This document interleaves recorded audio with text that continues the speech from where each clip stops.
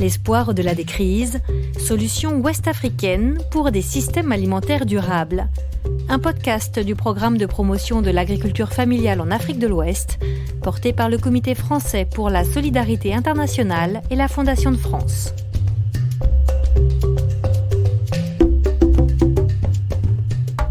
Que faire quand les habitudes alimentaires menacent directement la santé des populations ? Partout dans le monde, les MNT explosent. Les MNT, ce sont les maladies non transmissibles, comme notamment le diabète de type 2. Ces maladies multifactorielles sont généralement causées par une alimentation déséquilibrée et un mode de vie sédentaire.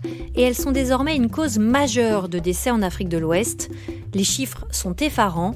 D'après l'OMS, le nombre d'Africains souffrant de diabète devrait atteindre 55 millions d'ici à 2045, soit 134% d'augmentation par rapport à la situation connue de 2021. Je suis Émilie Langlade. Ce 4e épisode du podcast L'espoir au-delà des crises est consacré à la santé. Lutter contre les MNT, c'est lutter pour une alimentation saine pour toutes et tous. Pour évoquer cet enjeu majeur, nous recevons 3 invités, Sophie Renaud du GRET, Stéphane Besançon de Santé Diabète et Yves Camély de l'Institut de recherche pour le développement. Tous les 3 font partie d'organisations et instituts qui enquêtent, posent des diagnostics, organisent des campagnes de sensibilisation et des actions de plaidoyer auprès des politiques en Afrique de l'Ouest. Je vais commencer avec vous, Sophie Renaud. Vous êtes chargée de mission au GRET. Vos équipes ont réalisé une grande étude parue en 2022 sur les pratiques d'alimentation des femmes et jeunes enfants à Ouagadougou, Niamey et Bamako. Pourquoi les pratiques alimentaires de ces 3 villes vous ont-elles intéressée ? Merci et bonjour. En fait, la genèse de cette étude là que vous mentionnez, c'était vraiment dans le cadre d'un projet spécifique multi-pays, donc sur le Niger, Burkina Faso et Mali, effectivement. Dans ces 3 capitales, donc, on a en fait des problématiques de malnutrition, donc au sens large. Nous, on intervient depuis un certain nombre d'années dans les 3 pays et on constate une problématique globale qui est à la fois l'augmentation de tout ce qui est MNT lié à l'alimentation et en parallèle toujours ces prévalences en fait de sous-nutrition qui persistent. Donc, qui évolue très peu ou qui diminue mais très peu. Donc, ça persiste. Et donc, on a la cohabitation de ces différentes formes de malnutrition quand on intervient dans ces pays-là, qui ne sont pas épargnés par les problématiques de surpoids, d'obésité et donc de facteurs de risque comme l'hypertension artérielle, l'hyperlipidémie, l'hyperglycémie et donc les maladies non transmissibles. Quels résultats présentent bien l'urgence de la situation ? Un chiffre qui est assez fort et prégnant, c'est que au Mali, dans la région de Bamako, on avait presque 46% des femmes qui sont soit en surpoids ou obèses. Donc c'est quand même énorme. Mais de l'autre côté, on a aussi 48% des femmes qui sont anémiées. Donc ça illustre assez bien cette dualité de problématiques et cette complexité de réponse et de compréhension de ce contexte et des pratiques ou des facteurs qui vont influer ces problèmes. Alors on parlera ensemble des réponses possibles, présentées d'ailleurs aussi dans la dernière publication du programme PAFAO du CFSI et de la Fondation de France. Mais d'abord, Yves Camély, sur le constat. Vous êtes ingénieur de recherche en nutrition à l'IRD. Vous avez coordonné une autre étude à Bamako avec l'organisation Santé Diabète, avec les mêmes résultats que ceux du GRET. Est-ce que vous avez été surpris par les conséquences des changements des pratiques alimentaires en ville ? La surprise, ça a été ça, c'était l'obésité chez les femmes, le taux de surpoids et d'obésité chez les femmes qui est absolument gigantesque, qui est quasiment au niveau des pays du pourtour méditerranéen. Alors, c'est pas que c'est pas attendu, cette évolution, elle est connue dans beaucoup de capitales africaines, mais à Bamako, qui est vraiment un pays qui commence sa transition nutritionnelle, son urbanisation, elle est très rapide, mais c'est encore un pays principalement rural. Mais on sait très bien que en 2030 ou 2040 ou plus tard, le Mali sera un pays urbain comme tous les autres pays. Donc voilà, on est au début de la transition et cette transition, elle est bien entamée en tout cas sur les aspects surpoids-obésité.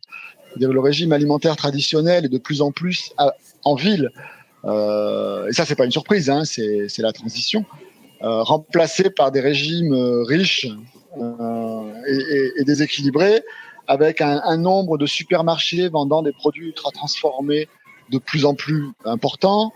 La dissémination et la prolifération des fast-foods, c'est une bombe à retardement sur la jeunesse. Donc ça reste quelque chose qui va poser problème à l'avenir.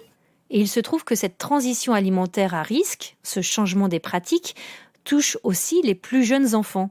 Sophie Renaud, vous avez notamment observé des habitudes problématiques pour les tout-petits. Alors, c'est vrai que dès l'âge en fait, de 9 mois, par exemple, notre étude montrait qu'il y avait une consommation très régulière de chips, par exemple, ou de soda.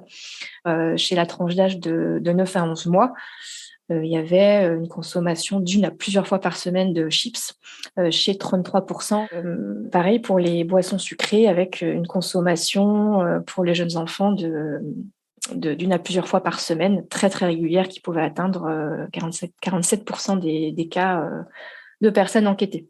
Il y avait quelque chose par contre d'assez encourageant, c'est que quand la connaissance des risques de telles pratiques était plus importante, ces pratiques-là diminuaient. Plus les parents connaissent les risques ou savent que donner des chips plusieurs fois par semaine ou des boissons sucrées peut augmenter les risques dans la vie plus tard de développer des maladies comme le diabète ou le surpoids, ils sont moins à même de continuer cette pratique.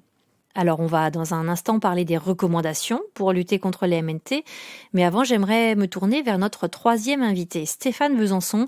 Vous êtes biologiste, nutritionniste et directeur général de l'ONG Santé Diabète, basée au Mali.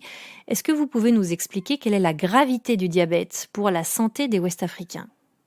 On est sur une problématique, pas que Afrique de l'Ouest, Afrique globale qui est très importante, avec plus de 5% de la population qui est touché par le diabète, quasiment un adulte sur 5 qui est touché par l'hypertension et quasiment, on va dire, 50% des patients qui sont bipathologiques, c'est-à-dire hypertension et diabète. Donc, on est vraiment sur un fléau extrêmement important, sachant qu'en plus, pour l'Afrique de l'Ouest, la charge des maladies aiguës a baissé très fortement. Normalement, des maladies infectieuses, notamment du VIH-Sida, a baissé drastiquement. Vraiment, aujourd'hui, la charge diabète, hypertension, c'est une charge de morbimortalité qui est extrêmement forte pour ces pays. Très forte, avec toute la problématique en plus des complications, qu'elles soient rénales, qu'elles soient cardiovasculaires, le pied, etc., qui fait peser une charge à la fois sur la santé, mais aussi sur l'économie, puisque les complications coûtent extrêmement cher. Qui dit diabète, dit maladie cardiovasculaire, dit AVC. Des AVC qui sont très jeunes en Afrique, beaucoup plus jeunes qu'en Europe ou aux États-Unis. La moyenne d'âge, elle est à autour de 45 ans, c'est très très jeune. Yves Camélie, est-ce que vous avez observé une prise de conscience de la population face aux problèmes ? Et quelles sont les pistes de sensibilisation que vous recommandez à l'IRD pour changer les pratiques à risque ? Il y a une prise de conscience, je pense, de la santé. Les gens font le lien entre le poids et les problèmes. Ils connaissent ces liens. Ils les connaissent. On a fait un questionnaire sur les connaissances. Et ils connaissent le lien entre alimentation et obésité, entre activité physique et obésité. Et ils connaissent les risques que ça implique en termes d'hypertension, voilà, le lien hypertension-obésité, et évidemment le lien alimentation et diabète, ça ils connaissent. Voilà. À Bamako, on voit quand même de plus en plus maintenant de femmes qui font de l'activité physique, qui dans les salles de sport, sur le bord de la route, qui marchent. Il y a des clubs de marche et les femmes sont présentes dans ces clubs-là. Maintenant, qu'est-ce qu'il faut faire ? Les recommandations, c'est effectivement la première, c'est l'éducation. Donc l'éducation de la population, la sensibilisation de la population, ça reste indispensable. Des incitations et des contrôles sur certains produits vendus, c'est-à-dire peut-être un meilleur étiquetage. Pour l'instant, il n'y a pas de loi sur l'étiquetage au Mali. Vous trouvez des choses vendues sans absolument aucune information nutritionnelle dessus. J'allais dire, dans une population qui est quand même encore, alors pas majoritaire, à Bamako c'est pas le cas, mais en partie analphabète qui va pas lire pas forcément formé à lire les produits, les compositions nutritionnelles. Je pense que l'application d'un Nutri-Score, comme on essaie de le mettre en place en Europe, pourrait être une bonne idée. Parce que voilà, l'information est claire, elle est facilement explicable. Et je pense qu'avec les connaissances préexistantes sur les liens alimentation-santé qui sont présentes dans la population, ça resterait une manière de montrer aux gens ce qu'ils mangent, de leur faire comprendre que voilà, les produits ultra transformés sont pas forcément toujours des produits sains. Parce qu'en fait, quand on regarde les déterminants d'achat, le premier déterminant, c'est faut que le produit soit sûr, mais sûr en termes de sûreté sanitaire. C'est-à-dire que les gens sont très attachés à la propreté des endroits où ils vont acheter, notamment la viande ou les choses comme ça. Donc ça, c'est quelque chose qui pourrait être utilisé pour bien faire comprendre aux gens que c'est pas parce que ces produits sont bien emballés et tout ça qu'ils sont forcément excellents pour la santé. Sophie Renaud, les équipes du GRET animent plusieurs types d'actions de sensibilisation sur l'alimentation variée et équilibrée dans les centres de santé, dans les écoles, dans les médias, en collaboration avec les ministères de la Santé, les divisions de la nutrition, les directions régionales de la nutrition. Comment est-ce que vous évaluez l'impact de toutes ces campagnes de sensibilisation ? On sait que ça prend du temps et on essaye d'aller chercher des informations un petit peu plus qualitatives pour apprécier, si on n'arrive pas à avoir l'impact tout de suite, apprécier plutôt les effets des stratégies de sensibilisation pour avoir le ressenti des populations. Donc retrouver des gens qui ont pu voir les spots de sensibilisation à la télé, à la radio, qui ont pu entendre la chanson qui véhiculait les messages de prévention aussi, de chanteuses renommées, qui ont pu participer à des séances de ciné-débat dans les quartiers, etc. Pour voir effectivement, est-ce que ces activités-là ont suscité des interrogations sur l'alimentation ? Est-ce qu'il y a eu des déclics, des prises de conscience pour vraiment pour comprendre si, en tout cas, on est sur la bonne voie pour des changements de comportement. Donc, on a eu des retours assez intéressants qui témoignent d'impact plus ou moins émotionnel parfois à travers les spots. Il y a eu certains témoignages de plus d'échanges et de complicité sur l'alimentation et la santé entre les hommes et les femmes dans certains ménages. Donc ça, c'est encourageant. Et on sait aussi que l'effet de combiner plusieurs activités, plusieurs canaux de communication, la télé, la radio, la proximité, les réseaux sociaux aussi, on a testé ça, la téléphonie mobile, l'envoi de SMS personnalisés ou la mise à disposition de messages audio sur des plateformes de téléphonie mobile. Bon, la combinaison de cette multitude d'activités va faire que les intentions de mise en pratique ou l'application des conseils est plus forte lorsque les personnes ont été exposées à plusieurs de ces activités ou de ces canaux-là. Voilà, c'est ça. En tout cas, on a, même si l'impact, pour l'instant, c'est sûr, sur le diabète, les maladies cardiovasculaires ne peut pas être mesurable parce que c'est des bombes à retardement et qui se développent au long cours. On essaie de trouver des indications comme celle-ci, des informations qui vont montrer l'efficacité et les effets de nos stratégies de sensibilisation.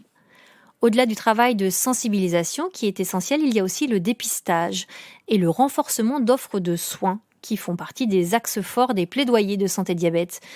Il y a un chiffre implacable, 90% des cas de diabète de type 2 pourraient être évités si les personnes à facteur de risque étaient dépistées suffisamment tôt, avec un accompagnement assez fort pour éviter que les gens développent la maladie. Mais souvent, les moyens manquent. Dans ce contexte, Stéphane Besançon, comment faire pour que ce problème de santé publique soit reconnu à sa juste mesure ? Nous, on travaille avec les ministères de la Santé, les ministères de l'Éducation aussi, pour travailler à différents niveaux sur la sensibilisation des populations, déjà sur les connaissances, première chose, connaissances autour de la maladie, connaissances autour des facteurs de risque, connaissances autour des risques et des attitudes de prévention, parce que ça commence aussi par la connaissance. Et après, on a développé des actions pilotes d'ouverture de maisons de la prévention pour essayer avec les gens qui sont à facteur de risque et qui ont envie de travailler sur leur risque et d'avoir des ateliers de prévention un peu spécifiques, passant par des pairs éducateurs formés spécifiquement pour travailler spécifiquement sur des ateliers autour des différents facteurs de risque. Mais très clairement, ce qu'on a besoin, mais c'est la même chose partout, c'est pas qu'en Afrique, c'est la même chose en Europe, c'est la même chose en France, c'est de politiques de prévention massives qui n'existent pas aujourd'hui. Après, c'est pas facile parce qu'on est sur de la prévention qui touche des choses extrêmement complexes, l'alimentation, qui est au croisement à la fois d'intérêts privés qu'il faut combattre, de l'industrie, à la fois aussi sur des déterminants sociaux et personnels et sociologiques qui sont pas extrêmement faciles tout le temps à bouger, l'activité physique aussi qui est pareil, c'est pas quelque chose de simple à mettre en place, des programmes pour l'activité physique. Voilà, donc il y a un vrai besoin de mettre en place des choses très fortes. Donc je veux dire, à un moment de nouveau, c'est ça la question, qu'est-ce qui va être fait de l'autre côté sur l'offre de soins? Donc nous, on a déjà travaillé vraiment énormément sur le renforcement du système de santé. On a transformé, notamment au Mali, c'est un pays modèle qui a été pris en exemple dans le Lancet, la revue scientifique, sur tout ce qui a été fait pour renforcer le système de santé, former les médecins, des spécialistes, etc. Aujourd'hui, on a une des plus grosses files actives du continent sur le diabète de type 1, avec 1300 enfants qui sont suivis. Et pour le diabète de type 2, dans les structures du ministère de la Santé, nous on fait que de l'appui, du renforcement à la politique publique nationale. On a un peu plus de 25 000 patients qui sont suivis aujourd'hui avec un diabète de type 2 et à peu près partout dans le pays avec une trentaine de consultations diabète un peu dans toutes les régions. Donc ça, c'est une vraie transformation. Et dans cette course contre la montre, quels sont les freins malgré tout que vous continuez d'observer?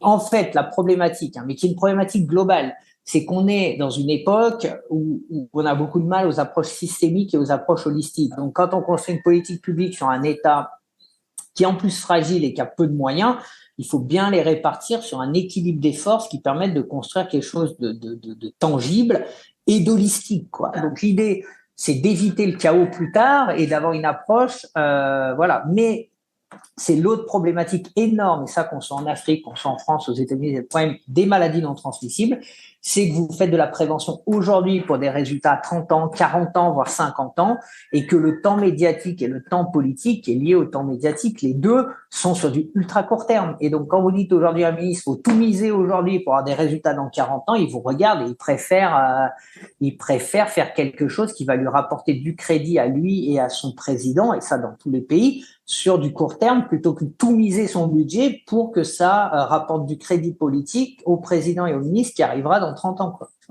C'est une question politique plus large et les MNT sont un vrai point d'ancrage pour cette réflexion-là.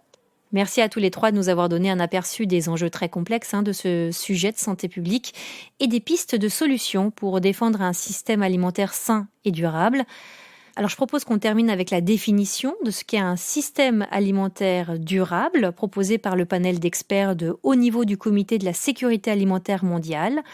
C'est un système alimentaire qui assure la sécurité alimentaire et la nutrition pour tous, de telle sorte que les bases économiques, sociales et environnementales permettant de générer la sécurité alimentaire et la nutrition des générations futures ne soient pas compromises.